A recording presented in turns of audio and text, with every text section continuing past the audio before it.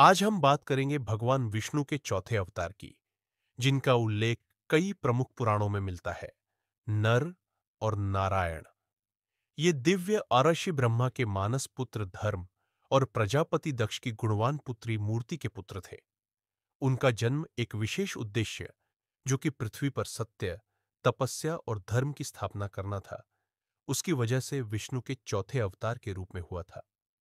जन्म लेते ही उनके हृदय में वैराग्य का भाव था और वे हिमालय की ओर प्रस्थान कर गए।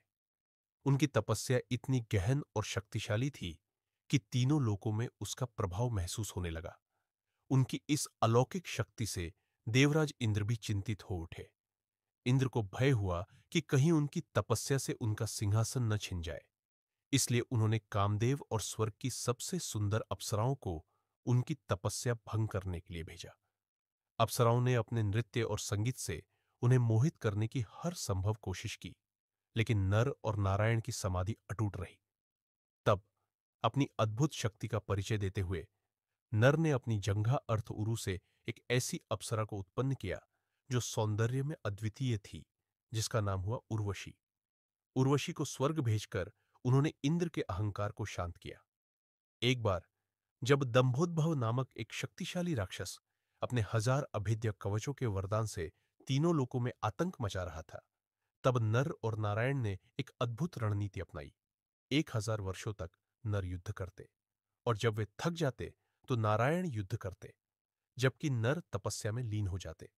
इस प्रकार बारी बारी से उन्होंने उस राक्षस के 999 कवच तोड़ दिए। अंत में दंभोद्भव पराजित होकर भगवान सूर्य के शरण में भाग गया।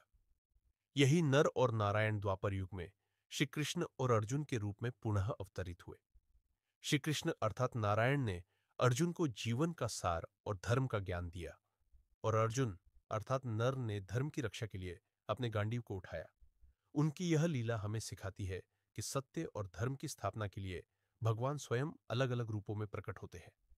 नर और नारायण की ये कथाएं आज भी हमें प्रेरित करती है कि हम अपने भीतर के नर, मानव और नारायण ईश्वर को पहचानें और धर्म के मार्ग पर चले।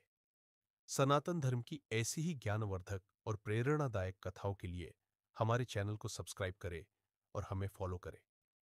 अगले वीडियो में कथा होगी भगवान विष्णु के 24 अवतारों की श्रृंखला के 5वें अवतार कपिल मुनि पर।